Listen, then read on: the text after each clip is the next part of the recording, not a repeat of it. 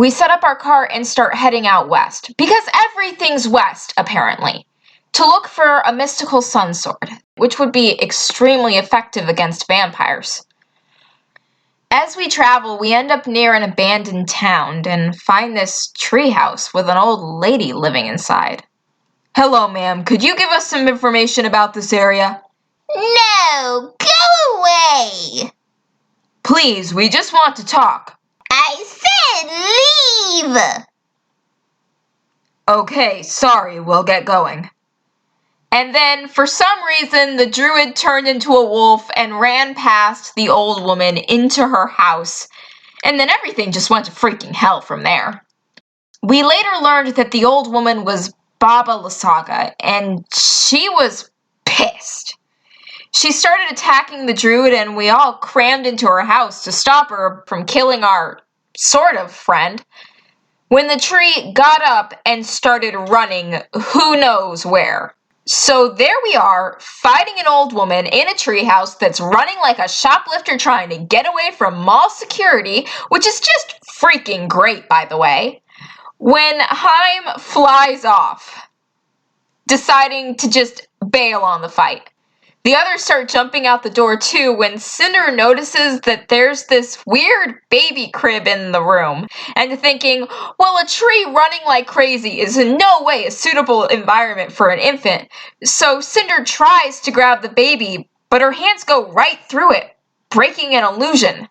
What the hell? I just wanted to steal a baby! What is this? Cinder jumps out of the house and uses gaseous form to slowly float down.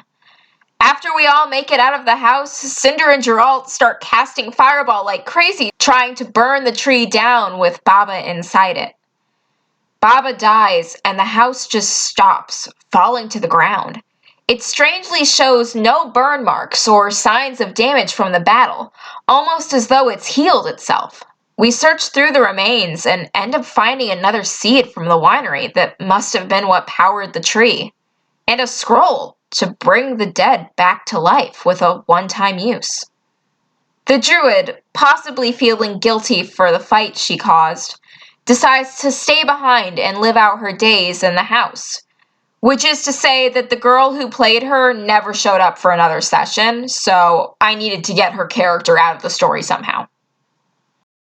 As we continue through the woods, we find a series of seemingly empty houses. We knock on the door of one and are answered by a ghost.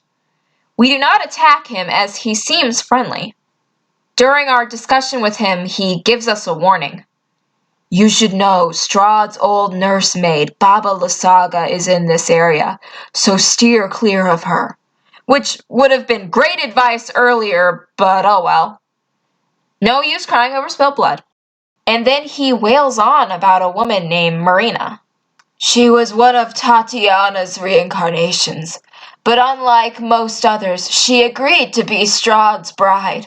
I couldn't let Strahd have her, so I killed her, and lived with this shame until I died, only to keep suffering in my afterlife.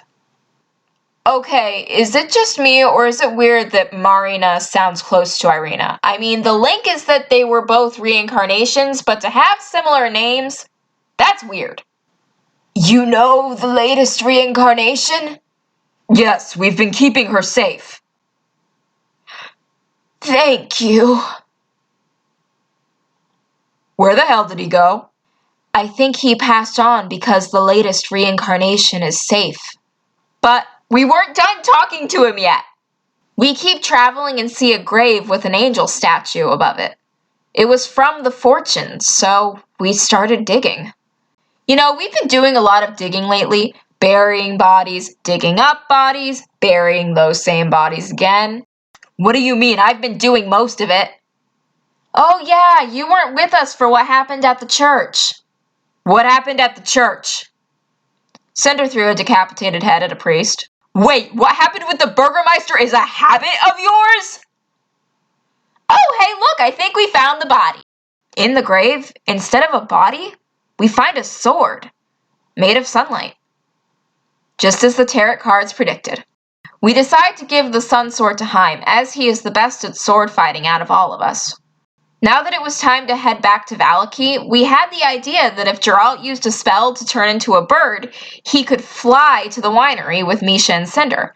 That way we could have the winery set everything up for us early, and once the others took the horse and the carriage there, it would be a quick trip back. In other words, we split the party. And not only did we split the party, we split it between those who focused on magic and those who didn't, so it wasn't even balanced. When playing D&D, you should never split the party. But we thought this would be fine. Haim, Garen, and Sir Nunos wouldn't get into any trouble if they stayed on the path, and they would only arrive a half hour after the rest of us got to the winery on Geralt. And his new spell to turn into a bird seemed really cool, and we wanted an excuse to test it out. But Haim, Garen, and Nunos wandered off the path. As they traveled along the path, they heard the sounds of a battle, and saw a bunch of skeletons fighting the ghost of a dragon. So they left the cart and ran off into a nearby castle where a bunch of bats flew out and a ghost dragon tells them to kill the undead. They assume this should be a simple enough task for the three of them, but when they walk outside, they see 3 remnant waiting for them. Okay, we can do this. 3 on 3. They could not do this. You see, the thing about remnant is that they can paralyze you. And they did just that, knocking out Sir Nunos, Garen, and Haim in a matter of minutes. They didn't even stand a chance. Meanwhile, back at the winery, "Hey Misha, let's have a drinking contest." Sure. 20 minutes into said drinking contest. Misha, you're like the best. Like, you're so cool and shit. You're like my second closest friend. I mean, Geralt is my best friend, but you're my second best friend. The others should have been back here by now. Maybe they stopped to pee. You don't think they wandered off, do you? I mean, they know how dangerous it is out there. They would have to be pretty stupid to leave the trail. They are stupid. They definitely got into trouble. Oh shit, you're right. I'll sober up and get Geralt so he can fly us out of here. Don't worry, Misha. Everything's gonna be just peachy. I like peaches. Oh god, this can't be good. Hey, Geralt. Are you done reading your fancy book magic stuff? Are you drunk? No, I'm tipsy. There's a difference. Anyway, get your things, your stuff together. We need you to turn into a bird again. Geralt turns into a bird and Cinder has a few glasses of water before we take off. Hey, Misha, do you ever get homesick? I mean, I didn't really have a lot going on before meeting the rest of the gang, but what about you? Well, I kind of miss my wife. Aw, Misha, you're married? Don't worry, we'll get out of Barovia soon so you can see her again. I'm sure she's doing fine while I'm gone. We fly back to the spot where we split up, but don't see them the entire way there. We start walking back to the brewery on foot, hoping we'll find a clue. When we see the cart, and Misha manages to find their tracks leading us to the castle. And holy shit when we get to the castle. At the front steps, Garen, Haim, and Sir Nunos lay unconscious, with 3 remnants standing over them. And it's very obviously a trap, because the second we start approaching them, Strahd shows up from behind us. He wants the journal back from Misha, and starts chasing him around. We all make a break for inside the castle, hoping that Strahd won't be able to enter it. But the remnants are heading straight for us, and Strahd is closing in on Misha, who made it to the steps and is right next to Haim. At this point, Cinder's brain is going into overdrive. The journal seems pretty useless, but letting Strahd get it is a big no-no, and Haim is just passed out on the steps. It would be easy for Strahd to take the Sun Sword from him, if he hasn't already. But then again, Strahd showed up from behind us, so he might not have grabbed it yet. Anyway, focus on Misha. Strahd's chasing him, which is bad. Oh crap, we need a distraction so Misha can get some breathing room. Oh shit, how to distract Strahd? Piss him off? But how? Wait. Hey, Strahd! I'm so sorry you didn't get a wedding invite. It's pretty rude of us, but we also don't want you showing up. What wedding? Oh, Irina and Geralt, of course. I mean, they kind of have to after all. She's got a bun in the oven. Cinder, what the hell? You'll pay for this. Strahd starts chasing Geralt, giving Misha the chance to drag the others inside while the remnant attacks Cinder.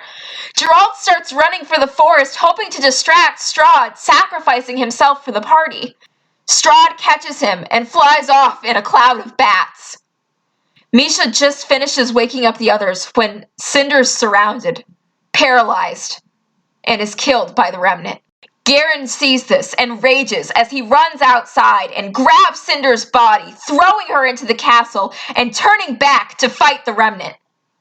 Sir Nunos uses the scroll to bring Cinder back to life before joining in on the fight. Oh shit, did I just die? Yeah. Cinder barely manages to stand up and limps her way to the door to cast Fireball. It's a long, bloody fight, but eventually one remnant falls, and then the next, and then we win. But it's a hollow victory. We look around to make sure the coast is clear, and then we realize Geralt's gone. Holy shit, Strahd really took him. I didn't think that would happen. I just wanted to cause a distraction. I thought once Strahd got close, Geralt would Misty step into the castle. I didn't think he would try to sacrifice himself like that. I didn't think this would happen. It's all my fault. I didn't. I didn't mean for this to happen.